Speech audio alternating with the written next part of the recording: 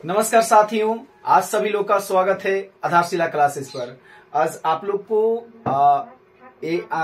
जानकारी होगा ही कि आज 25 तारीख को 12th क्लास का बिहार बोर्ड का रिजल्ट जारी हो चुका है। तो सारे बच्चे लोग, जितने सारे लोग का रिजल्ट अच्छा आया है या थोड़ा सा कम या ज्यादा एवरेज भी आया है, तो सभी लोग को कॉन्ग्रेचुलेशंस और सभी लोग को बधाई। जितने सारे लोग हैं 12th क्लास के बच्चे लोग का, उन लोग का बहुत बहुत धन्यवाद। तो चलिए, आज हम लोग 11th क्लास के चल रहे हैं सेट थ्योरी, और सेट थ्योरी में हम कुछ बताए थे आप लोग को टाइप्स, मतलब समुच्चयों का प्रकार के कैसे कैसे प्रकार होते, कौन कौन से प्रकार हैं। और जितने प्रकार अभी बताए हैं उसमें एक प्रकार और हम लोग इसमें रह गया था, और आगे भी अभी और प्रकार बच गया है। तो जितना भी बताएंगे उसके बाद हम लोग क्या सीखेंगे, इसमें प्रश्न सीखेंगे। तो चलिए देख लेते हैं आज का क्लास। पेयर सेट एक है हम लोग का, पेयर सेट। अब पेयर सेट इसको बोला जाता है युग्म समुच्चय। युग्म समुच्चय इसको बोला जाता है। अब युग्म समुच्चय जो है, युग्म समुच्चय में युग का मतलब होता है जोड़ा। जैसे इम्पटी सेट, सिंगलटन सेट, उसी प्रकार से होता है पेयर सेट। अब इसमें हम लोग को करना क्या है, देखिए, जैसे कहता है कि ऐसा सेट या ऐसा समुच्चय, ऐसा समुच्चय, ऐसा समुच्चय जिसमें सिर्फ दो अवयव हो, जिसमें सिर्फ दो अवयव हो। इम्पटी सेट में, रिक्त समुच्चय में अवयवों की संख्या नगण्य होती है। सिंगलटन सेट में एक अवयव होता है, पेयर सेट में दो अवयव होते हैं। तो पेयर सेट में दो अवयव, तो एक कोई सेट है ए, और इसमें देखिए दो गो इसमें अवयव हो गया। अब दो अवयव हो गए, इसका अगर कार्डिनल नंबर हम निकालें तो कार्डिनल नंबर इसका 2 होगा। इसी को बोला जाता है पेयर सेट। अब इसमें कुछ और शेष रह गया था, एनसीईआरटी के कुछ प्रश्न और कुछ शेष और एक्स्ट्रा हम भी इसमें देखेंगे। जैसे कुछ प्रश्न इसमें, जैसे हम लोग देखे थे रोस्टर फॉर्म से सेट बिल्डर फॉर्म में बनाने के लिए, और सेट बिल्डर फॉर्म से रोस्टर फॉर्म में हम लोग बनाने के लिए सीख गए। अब आगे जो हम लोग कुछ प्रश्न जो है एनसीईआरटी का और कुछ अदर प्रश्न शेष रह गया था, इसको हम लोग देखते हैं। जैसे पहला प्रश्न है, पहला प्रश्न इसमें क्या कह रहा है ना कि निम्न समुच्चयों को बताइए कि A बराबर B है अथवा नहीं। अब निम्न समुच्चय दिया गया है, निम्न समुच्चय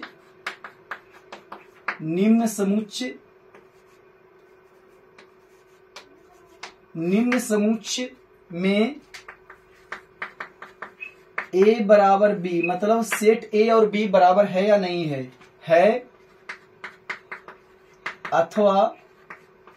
अथवा नहीं।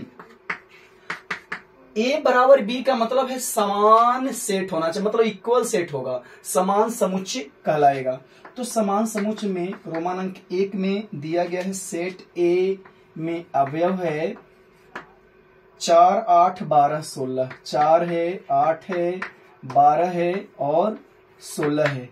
और इसी में है सेट B एक और दिए हुए, सेट B में है 8, 4, 16, 8, 4, 16 और 18 ऐसे है। फिर पुनः अब इसको कहेगा कि यह समान है अथवा नहीं है। तो देख लेते हैं 4, 8, 12, 16 इसमें है ना, 4, 8, 12 नहीं है, ठीक है ना, 12 नहीं है, 16 दोनों का है, लेकिन 12 के जगह पर 18 दिया गया है। तो हम कहेंगे कि A बराबर B नहीं है, दोनों समान समुच्चय नहीं है। अब दोनों समान समुच्चय नहीं है तो यहाँ पर A बराबर B हम लोग क्रॉस कर देंगे। उसके बाद अगर सेकेंड प्रश्न को देखा जाए, सेकेंड प्रश्न देखिए ए बराबर इसको दिया गया है हम लोग को सेट बिल्डर फॉर्म में, और ये था दोनों रोस्टर फॉर्म में। इस प्रकार से दिया गया है कि x semicolon such that x comma 10 का गुणज है, 10 का गुणज है, 10 का गुणज है। अब 10 का गुणज है और b बराबर दिया गया है, b बराबर है 10 15 20, 10 15 20 25 और 30। जब 10 का गुणज है तो 10 से पूरा पूरा डिवाइड होना चाहिए। तो देखिए ये तो है, इसमें अगर हम 10 का गुणज लिखें तो 10 का गुणज हो जाएगा 10 20 30 40 ऐसे होगा। लेकिन इसमें देखिए 10 20 30 और अदर भी है, अदर है 15 है और 25 है, जो 10 का गुणज नहीं है। तो दोनों सेट जो है इसमें a बराबर b सत्य नहीं है। तीसरा है, तीसरा में दिया गया है, तीसरा में है a बराबर एक सेट है 2 4 और है 6 8 10, इतना अवयव है। और b में दिया गया सेट बिल्डर फॉर्म में, सेट बिल्डर फॉर्म में प्रश्न है x सच दैट x और कोमा है x सम धन पूर्णांक है, x सम धन पूर्णांक है, सम धन पूर्णांक है। और इसमें दिया गया है, और क्या बोल रहा है, और बोल रहा है इसमें कि x जो है x 10 से छोटा या बराबर है। तब दोनों सेट जो है a बराबर b है कि नहीं है। तो यहां पर देखिए अगर इसको हम कहें कि b में जो अवयव हमको प्राप्त हो रहा है उसको देखिए गुण ये दिया गया है कि x जो है 10 से छोटा या 10 के बराबर, और सम धन पूर्णांक है। सम मतलब सम भी हो 2 4 6 8 और धन भी हो, पॉजिटिव हो। तो 2 4 6 8 10 उससे छोटा या उसके बराबर, बराबर मतलब 10 भी शामिल हो जाएगा। तो a बराबर यहां पर b दे दिया गया है, a बराबर b इसमें होगा क्योंकि दोनों में अवयव जो है वह समान है और हूबहू एकदम है। तो कहेंगे कि सेट a और सेट b इक्वल सेट है। अगला है 4 में, 4 में देखा जाए, 4 में दिया गया है a में है, a में अवयव है a b c d, a b c और d, और सेट b में है थोड़ा चेंज करके है d c b a, d c b a ऐसे है। तो अब क्या रहा है कि ये दोनों बराबर है अथवा नहीं है। तो दोनों में बराबर है, ए बी केवल पोजीशन चेंज है लेकिन अवयव अलग अलग नहीं है। इसमें कहेंगे ए बराबर बी है, दोनों सेट बराबर है। अगला है प्रश्न रोमन अंक 5, रोमन अंक 5 में है ए बराबर दिया गया है, इसमें रोस्टर फॉर्म में लिखा गया है 2 है 3 है, और सेट बी है, सेट बी में है दिया हुआ x such that x square plus 5x plus 6 equal to 0। तब पूछा है कि ये दोनों जो सेट है बराबर है या नहीं है। तो इसमें देख लीजिए, इसको अगर हम ब्रेक करेंगे, इसको अगर हम ब्रेक करेंगे, इसको हम लोग तोड़ के ऐसे रखेंगे, ठीक है ना, 2x और 3x। अब दोनों यहां पर प्लस है तो दोनों इसमें आएंगे जो एलिमेंट्स वह माइनस में आएंगे, और यहां पर क्या है प्लस में है। तो यहां पर हम कहेंगे कि a बराबर b नहीं है, दोनों इक्वल नहीं है, इसको ऐसे हम लोग काट देंगे, ठीक है। तो इस प्रकार से रहेगा। अब थोड़ा सा और, ये एनसीईआरटी के प्रश्न था। अब थोड़ा सा और हम लोग देखते हैं, अलग भी कुछ प्रश्न हैं, उसको भी अगर हम लोग देखें, और इसमें भी कहा क्या रहा है कि निम्न समुच्चय जो है समान है या नहीं है, वो भी हम लोग को चेक करना है। तो देख लेते हैं बहुत आसानी से, इसको हम लोग चेक करते हैं। Question number second, question number second में इसको भी कह क्या रहा है कि क्या निम्नलिखित समुच्चय समान है या, तो समान है या नहीं है उसको हम लोग चेक कर लेते हैं। ए बराबर है 1 है और 2 है। सेट बी में जो अवयव है वह है 1 और 2, और सी में दिया गया है ऐसे x और x square minus 3x plus 2 equal to 0। रोमांक 1 में दिया गया है प्रश्न। अब तीनों सेट जो दिया गया है ए बी सी तीनों इक्वल सेट है अथवा नहीं है। तो इक्वल सेट के लिए अवयव भी एकदम हूबहू होना ही चाहिए। अब अवयव हूबहू होना चाहिए तो देख लेते, इसमें 1 और 2 है, इसमें 1 और 2 है, ठीक है। अब इसमें यहां पर देखना है हम लोग को कि यह जो है इसमें आ रहा है कि नहीं। तो यहां पर देख लीजिए, इसको ऐसे अगर लिखेंगे तो -x और यहां पर हो जाएगा -2। तो यहाँ पर दोनों माइनस में है तो दोनों प्लस में आएगा। एक वो आएगा 1 और प्लस में, और एक आएगा +2। तो इसको भी हम लोग अगर लिखें तो यहाँ इतना ही आएगा, 1 और 2 इसको आएगा। अगर हम लोग सेट बिल्डर फॉर्म से रोस्टर फॉर्म में लिखें तो इस प्रकार से आएगा। तो तीनों इक्वल हो, सेट ए बराबर सेट बी बराबर सेट सी, तीनों इक्वल है। तो जिसके कारण हम बोल सकते हैं कि यह जो है समान है। अगला प्रश्न इसमें इस प्रकार से है। अगला प्रश्न देखा जाए, अगला प्रश्न है सेट ए बराबर दिया गया है x such that x³ -8 equal to 0, और x वास्तविक संख्या है। x जो है वह रियल नंबर है, और b में दिया गया है एक प्रश्न। b में है x such that x² -7x -18 equal to 0 ऐसे दिया गया है। और एक कह रहा है कि दोनों इक्वल है या नहीं है। तो अगर इसको सेट बिल्डर फॉर्म से अगर रोस्टर फॉर्म में हम कन्वर्ट करके लिखें तो क्या होगा, प्राप्त हम लोग को मिलेगा। अगर a बराबर लिखें, a बराबर देखिए यहाँ पर अगर थोड़ा सा रफ करें तो यहाँ पर देखिए तो ऐसे लिखा गया है, ठीक है। x³ माइनस है तो इधर आएगा तो प्लस होगा, x बराबर दिया गया है ऐसे √ यहाँ पर हो जाएगा 8 हो जाएगा। अब यहाँ पर 8 होगा तो देखिए 8 का घनमूल अगर ऐसे हम लोग करें, 8 का घनमूल कितना होगा, 2 होगा। 8 का घनमूल हम लोग को हो जाएगा 2। अब 8 का घनमूल अगर हम लोग के 2 होगा तो हम लोग कहेंगे अगला इसको हमको निकालना है, ठीक है ना। इसमें आया हम लोग के 2, इसको ऐसे हम लोग लिखें कि में आया 2। अब इसमें अगर हम लोग को तोड़ें तो इसको तोड़ेंगे तो कैसे तोड़ेंगे, ऐसे हम लोग तोड़ सकते हैं इसको इस प्रकार से, +9x और -9x और प्लस हो जाएगा 2x, ऐसे 2x। तो यहाँ पर 2 गो मान आएगा, -9 है तो +9 आएगा और +2 है तो -2 आएगा।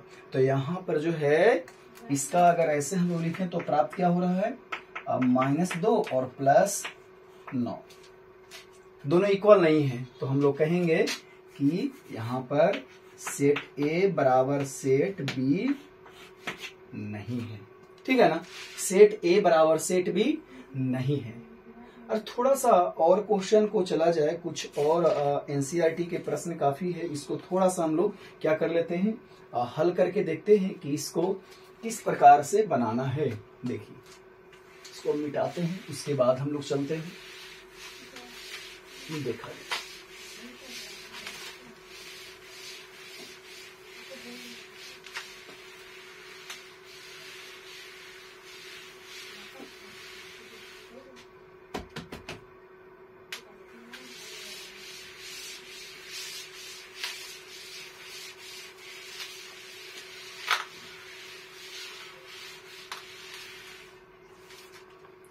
चलिए अब देखते हैं इसको हम लोग आगे की अगर प्रश्न हम लोग देखें, प्रश्न जो है इसी में दिया गया है रोमांक 3 में। रोमांक 3 में है सेट ए में है ऐसे शब्द इस प्रकार से दिया गया है। शब्द एलाउ का एक अक्षर है, एलाउ का एक अक्षर है, एक अक्षर है, एल और का एक अक्षर है, उसके बाद और बी में है, तो इसको पहले हम लोग सेट बना लेते हैं ना। सेट बनाएंगे तो अगर इसमें अक्षर ज्यादा भी एक तरह का रहेगा तो एक ही लेंगे, तो एक ले लेंगे ए, ले लेंगे एल, एक ले लेंगे ओ और एक ले लेंगे वाई। सेट बन गया। सेट बी में अगर चले, सेट बी में है शब्द लोयल का एक अक्षर है, लोयल, लोयल का एक अक्षर है, का एक अक्षर है,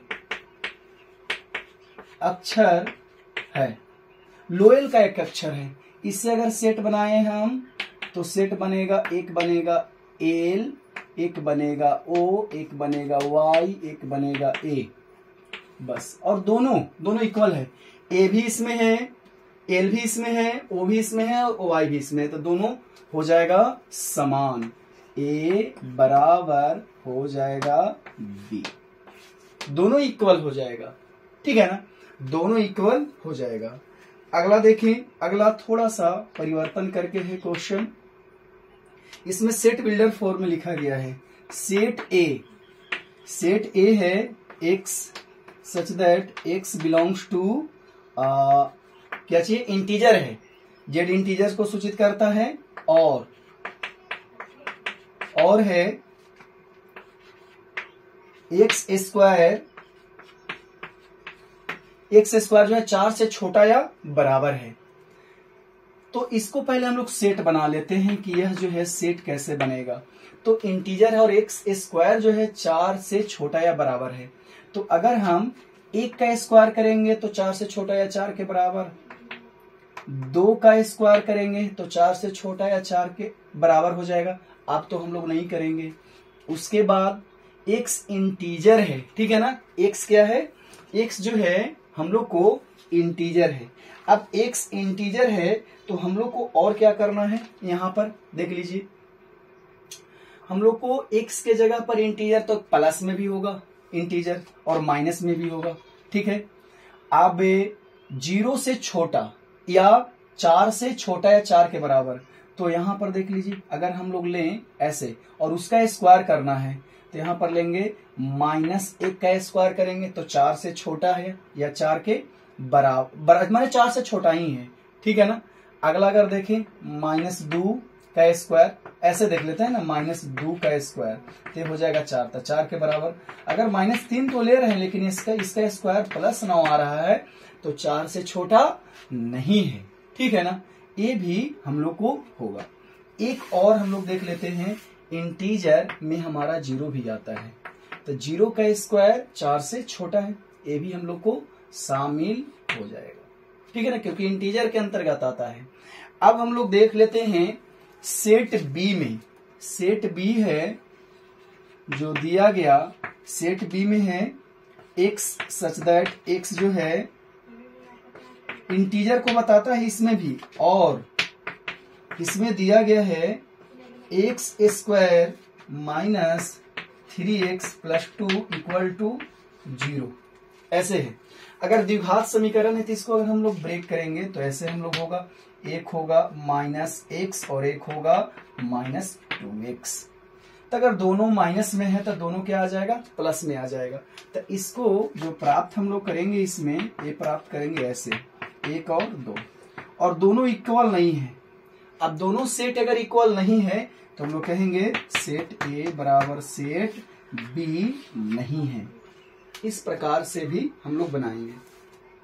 कुछ और प्रश्न है जो एनसीईआरटी के एकदम फुली एनसीईआरटी का प्रश्न है, इसको भी देख लिया जाए। और इसमें इस प्रश्न को कह रहा है कि आप चेक कर दीजिए फाइनाइट और इनफाइनाइट सेट। फाइनाइट का मतलब परिमित समूच और इनफाइनाइट का मतलब अपरिमित समूच, इसको चेक करना है।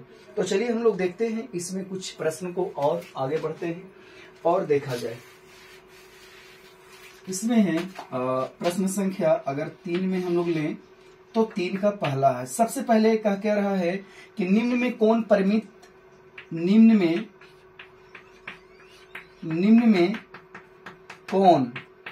में कौन अपरिमित समुच्चय है, अपरिमित अपरिमित समुच्चय है, अपरिमित समुच्चय है।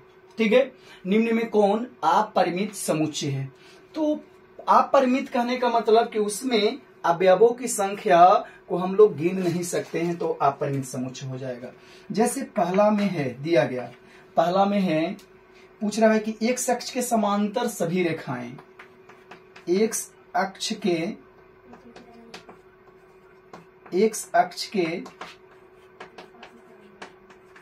समांतर सभी, एक्स अक्ष के है ना, एक्स अक्ष के समांतर सभी रेखाएं। तो एक्स अक्ष के समांतर हमको पूछ रहा है, तो कोई भी अगर जैसे एक्स अक्ष है 2 डायमेंशनल या 3 डायमेंशनल अगर हम लोग लिखे तो यही हमारा एक्स अक्ष है, ये हमारा वाई अक्ष है, एक्स अक्ष ये है वाई अक्ष। तो एक्स अक्ष के समांतर सभी रेखाएं बोल रहा है, ऐसा नहीं कि 2 या 3, सभी रेखाएं। तो सभी रेखाएं कितना हम लोग रेखा खींचेंगे, ठीक है ना, रेखाएं अनंत हो जाएंगी, इसको गिनना मुश्किल है। तो गिनना मुश्किल है, इसको अगर हम लोग समुच्चय में बनाएं तो हम लोग नहीं गिन सकते। जैसे अगर इसको हम माने कि L1 है, ये L2 है, ये L3 है, ये L4 है, ये L5 है, मतलब रेखाएं का नाम अगर हम रखें तो हम लोग सेट तैयार नहीं कर पाएंगे, उसमें हम लोग काउंट नहीं कर पाएंगे कितने सारे इसमें एक्स अक्ष के समांतर, क्योंकि सभी रेखाएं को बोल रहा है। तब यह जो समुच्चय हो जाएगा, यह जो समुच्चय हम लोग को बनेगा वह बनेगा परिमित समुच्चय,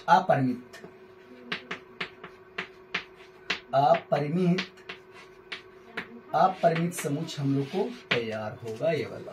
ठीक है, अपरिमित समुच्चय बनेगा। दूसरा प्रश्न है, दूसरा प्रश्न देखिए, दूसरा में भी बोला जा रहा है कि मूल बिंदु से गुजरने वाले सभी वृत्तों का समुच्चय, मूल बिंदु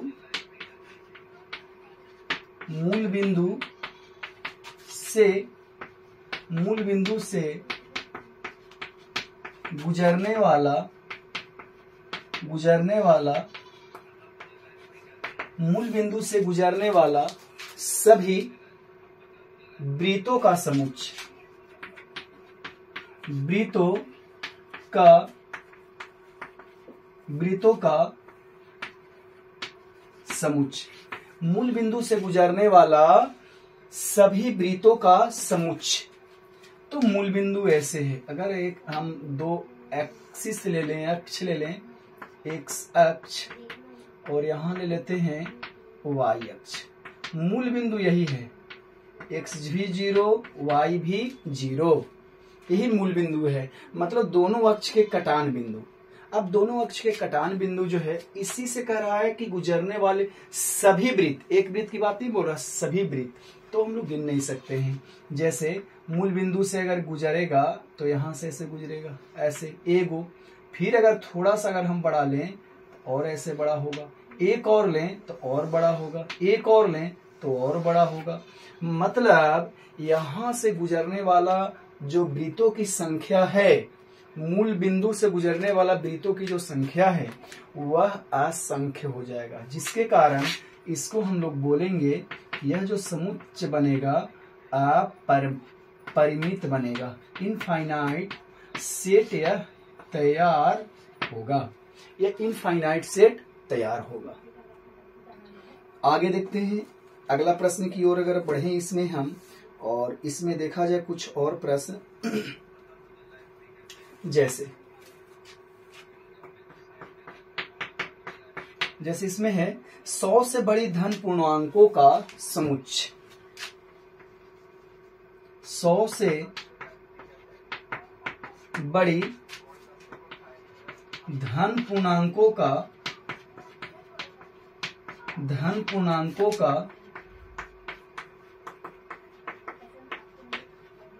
100 से बड़ी धन पूर्णांकों का समुच्चय।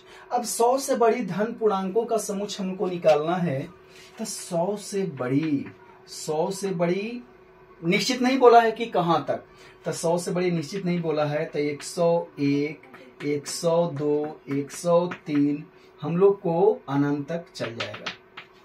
तो जब डॉट डॉट इसमें रहेगा या हम लोग इसको सीमा में नहीं बांध सकते हैं, तो यह जो समुच्चय होगा अपरिमित समुच्चय कहलाएगा। क्योंकि इसमें अगर इसका हम लोग निकालेंगे कार्डिनल नंबर तो हम लोग नहीं निकलेगा, क्योंकि कार्डिनल नंबर जो निकलता है वह परिमित समुच्चय का ही निकलता है। कार्डिनल नंबर कहने का मतलब है परिमित समुच्चय में कुल अवयवों की संख्या को, उस समुच्चय का हम लोग बोलते हैं कार्डिनल नंबर। ये हमको इस प्रकार से भी एनसीईआरटी के और जो प्रश्न है इसी टाइप का है, हम लोग को बोल रहा है कि फाइनाइट या इनफाइनाइट सेट बताइए। तो अब चलिए इसको हम लोग इतना हम लोग सीखें। अब हम लोग आगे बढ़ते हैं और देखते हैं कि और जो शेष बच गया है समुच्चयों का प्रकार, उसको हम लोग आज देखेंगे। तो चलिए पहले इसको हम लोग मिटा लेते हैं, उसके बाद हम लोग आगे की ओर देखते हैं।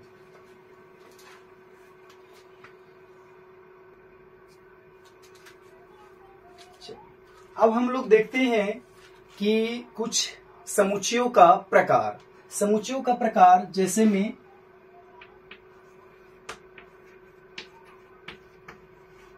सबसेट्स,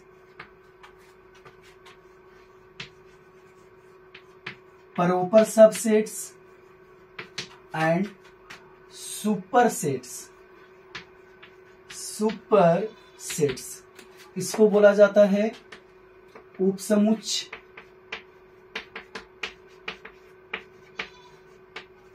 उपसमुच्चय इसको बोला जाता है। दूसरा को बोला जाता है उचित उपसमुच्चय, उचित उपसमुच्चय।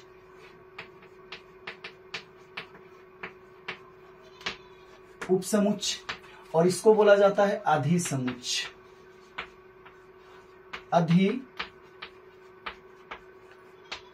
अधिसमुच्चय।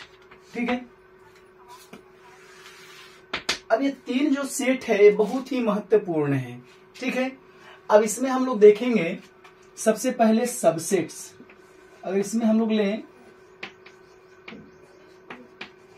सबसेट्स, इसको बोला जा रहा है उपसमुच्चय, उपसमुच्चय। उपसमुच्चय होता क्या है? ठीक है। तो मानते हैं हम लोग कि माना कि ए और बी दो समुच्चय है,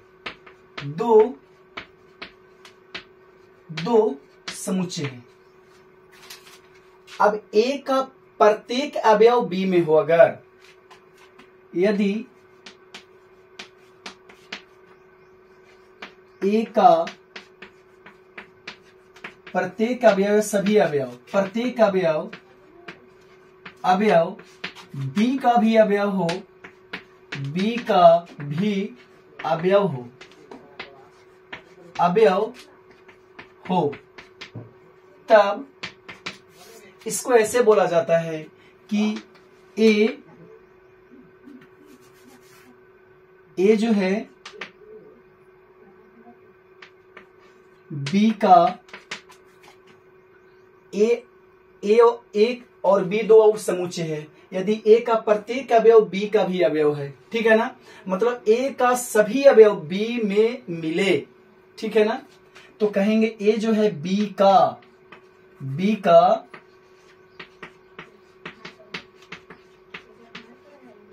उपसमुच्चय है। ए जो है बी का उपसमुच्चय है। कैसे? तो देखिए, अगर इसमें हम लोग ऐसे कह सकते हैं, इसको पढ़ने का तरीका है कि ए इज सबसेट ऑफ बी। इसको ऐसे भी लिख सकते हैं, ठीक है ना। इसको कह सकते हैं ए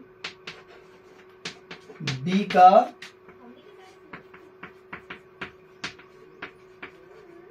उपसमुच्चय, ए जो है बी का उपसमुच्चय है, ठीक है ना।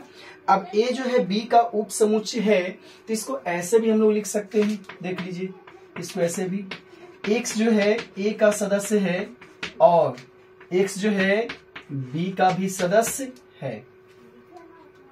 अगर एक कोई अवयव है, कोई वस्तु है, कोई एलिमेंट्स है, जब ए में रहेगा तो बी में तो निश्चित ही रहेगा। क्यों रहेगा? क्योंकि ए के सारे एलिमेंट्स जो है बी में शामिल होगा ही होगा। तो बी में शामिल होगा तो कहेंगे ए जो है बी का सबसेट कहलाएगा। जैसे अगर इसका एग्जाम्पल को अगर हम देखें तो एग्जाम्पल इसको ऐसे प्राप्त होगा। देख लीजिए, अगर ए में कोई अवयव के हम ले लेते हैं, 2 है, 4 है और 6 है, और एक हम बी ले लेते हैं सेट। बी ले लेते हैं 2, 4, 6, 8 और 10। तो हम कहेंगे कि ए में के सारे एलिमेंट्स बी में मिल रहे हैं। 2 है, 4 है, 6 है, मिल रहा है। तो कहेंगे कि ए जो है बी का सबसेट कहला रहा है। ए जो है बी का सबसेट कहला रहा है। लेकिन कभी कभी अगर ऐसे भी हम लोग एग्जाम्पल को अगर हम लें, थोड़ा सा अगर परिवर्तन करके, तो देख लीजिए, अगर ले इसमें 2 है, इसमें 4 है और इसमें 6 है, ठीक। और इसमें ले लेते हैं सेट बी जो है, इसमें है 2 है, 4 है, 8 है। तो 2 तो बी में मिल रहा है, 4 बी में मिल रहा है, लेकिन 6 बी में नहीं मिल रहा है, जिसके कारण ए जो है बी का सबसेट नहीं कहलाएगा। और इस प्रकार से क्रॉस कर देंगे। इससे हमको इंडिकेट होता है कि ये जो है बी का उपसमुच्चय नहीं है। अगला अगर देखा जाए, अगला थोड़ा सा एक और एग्जांपल अगर लें हम कि ए बराबर जो अवयव इसमें है 2 है, 4, और सेट बी में ले लेते हैं हम, सेट बी में ले लेते हैं 6 और 8 और 10। इसमें तो कोई भी अवयव नहीं मिल रहा है, तो ए तो और नहीं होगा। ए जो है बी का सबसेट तो एकदम होगा ही नहीं होगा। थोड़ा सा और अगर एग्जाम्पल की अगर हम बात करें, इस तरीका से भी हो सकता है। देखिए, जैसे अगर हम लें एक एग्जाम्पल, थोड़ा सा इसको लॉजिकली इसको हम लोग समझते हैं, ठीक है ना, कि अगर सेट ए में जो अवयव है वह है 2 है, 4 है और 6 है। सेट बी में जो अवयव है वह है 4 है, 6 है और 2 है। देख लीजिए, तो हम तो इसको कहेंगे कि ए में के जितने सारे अवयव है वह बी में मिल रहा है। तो A is subset of B, A B का उपसमुच्चय है। लेकिन इसको ऐसे भी हम कह सकते हैं, अब देखिए इसका उल्टा भी ऐसे हो गया कि बी के जितने सारे एलिमेंट्स है 2, 4, 6, बी के जितने सारे एलिमेंट्स है वह ए में मिल रहा है, तो बी भी ए का सबसेट हो जाएगा। अब लेकिन कभी कभी ऐसे अगर शर्त को दोनों फॉलो करा, अगर दोनों शर्त को अगर फॉलो कर रहा है कि ए भी सबसेट बी का है और बी भी ए का सबसेट है, एक दूसरे का सबसेट अगर हो जाएगा, तो इससे ये पता चलेगा कि ये होगा ए और बी बराबर, मतलब दोनों सेट इक्वल सेट कहलाएगा। और दोनों सेट इक्वल सेट हम वहां पर बताए हैं, इसके पीछे वाले टाइप्स में वहां पर भी बताए थे हम कि 2 सेट समान सेट कहलाएगा, समान समुच्चय कहलाएगा जब दोनों में अवयवों की संख्या हूबहू रहे एकदम समान। तो इसको हम लोग बोलेंगे कि इसका जो है क्या हो जाएगा, इक्वल सेट हो जाएगा। अब इसमें तो ये हम लोग देखें सबसेट। अब थोड़ा सा इसमें हम लोग चलते हैं प्रॉपर सबसेट्स, ठीक है ना। प्रॉपर सबसेट में अगर हम लोग चलें तो देखिए, थोड़ा सा इसको मिटाते हैं, उसके बाद प्रॉपर सबसेट हम लोग चलते हैं और इसको हम लोग देख लेते हैं। देखिए,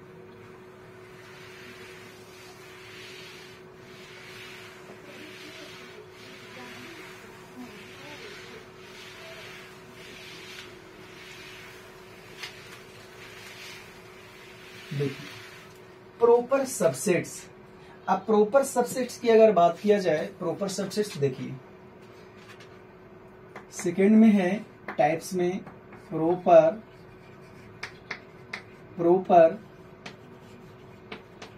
सबसेट्स, मतलब इसको बोला जाता है उचित उपसमुच्चय।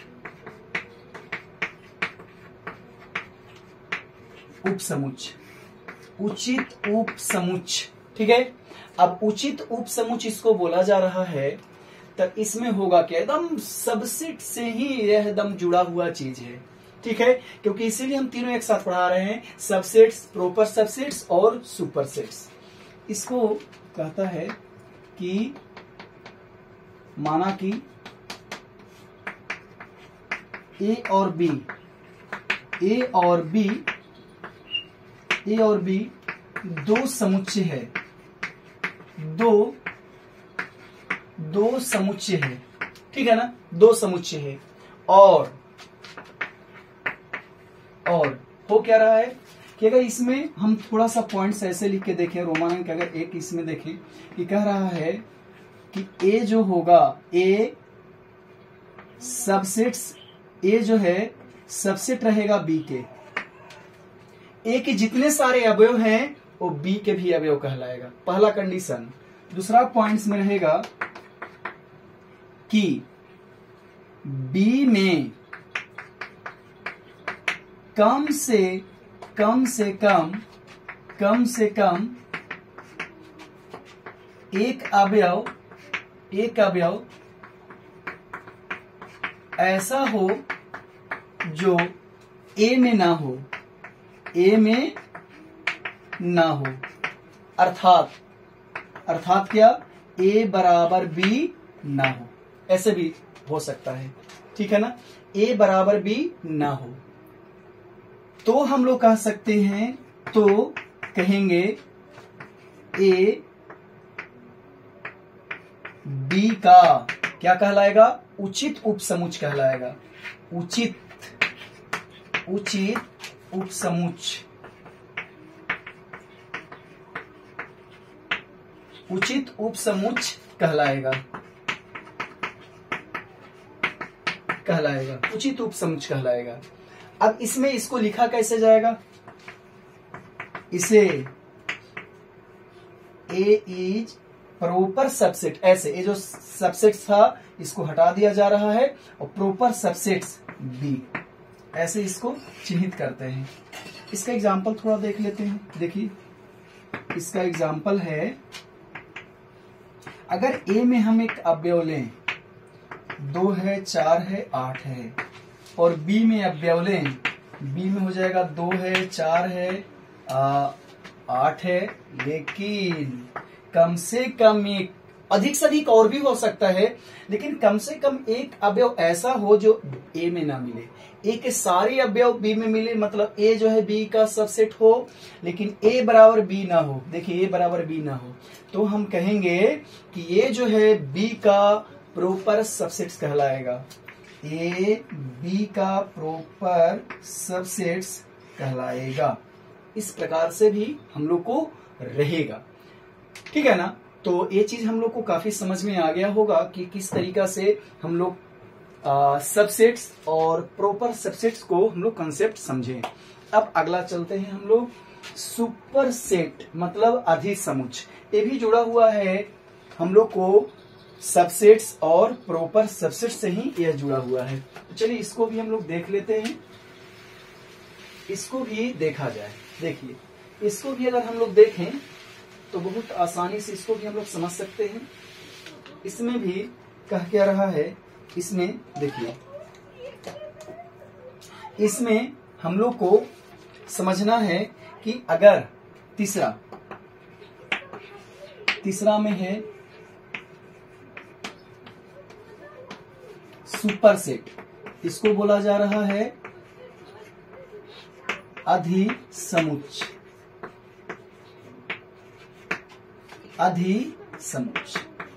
ठीक है। अब इसको भी उसी तरीका से हम लोग समझेंगे। माना कि ए और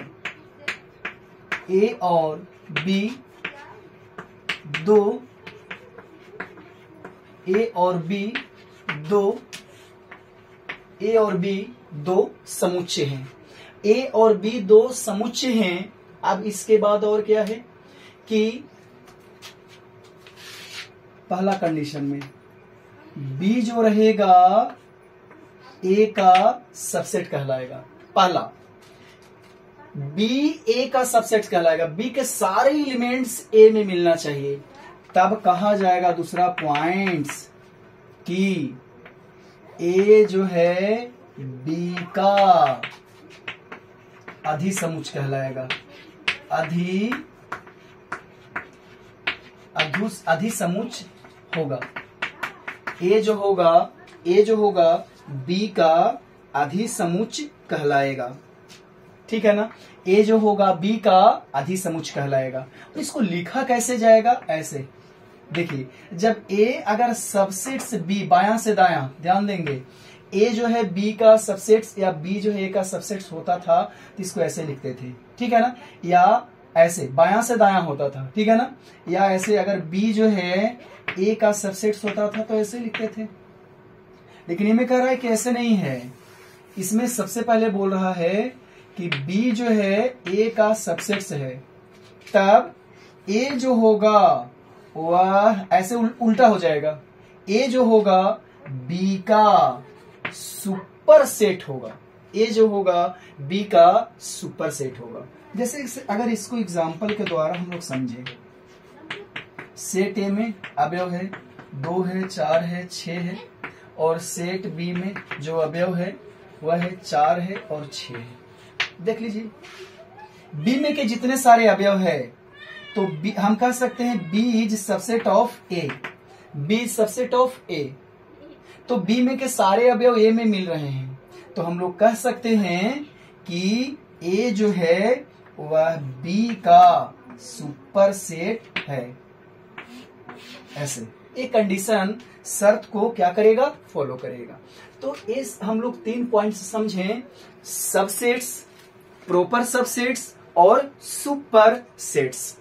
अब इसके बाद कुछ हम लोग इसमें टाइप्स जो बचेगा, इसमें हम लोग को बचेगा क्या बोलते हैं, रियल नंबर का, है ना, इंटरवल कैसे हम लोग प्राप्त करते हैं, इंटरवल पर कैसे उसको सेट करते हैं, उसको हम लोग देखेंगे। तो अभी कुछ और हम लोग आगे चलते हैं थोड़ा सा कि, है ना, इंटरवल जो अंतराल जिसको कहा जाता है, नंबर लाइन पर, संख्या रेखा पर कैसे निरूपित किया जाता है, उसको भी हम लोग इसके बाद देखते हैं। पहले इसको मिटा ले रहे हैं, उसके बाद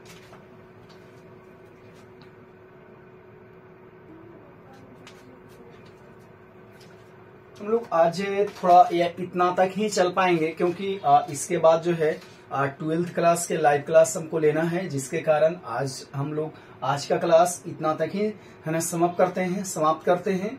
और कल जो हम लोग देखेंगे आगे जो टाइप्स रहेगा हम लोग को क्या चीज, जिसमें हम लोग पढ़ेंगे, इसमें पावर सेट हम लोग इसी में पढ़ेंगे, फिर हम लोग यूनिवर्सल सेट इसी में पढ़ेंगे आगे, ठीक है। तो कोई बात नहीं है। और इसमें हम लोग इंटरवल हम लोग बहुत बेसिक से हम लोग समझेंगे, इंटरवल कैसे रियल नंबर के लिए बनाया जाता है, कैसे ड्रॉ किया जाता है, उसको हम लोग देखेंगे। ऐसे तो हमको आज ही बताना था, लेकिन कोई बात नहीं, कल के क्लास में इसको हम लोग देखेंगे। और सारे बच्चे लोग जितने सारे देख रहे हैं, अटेंड हुए हैं इसमें आज का क्लास में, वो सभी बच्चे लोग को पुनः गुड इवनिंग। सभी लोग देख रहे हैं, तो आज का क्लास इतना ही तक समाप्त होता है। जय हिंद।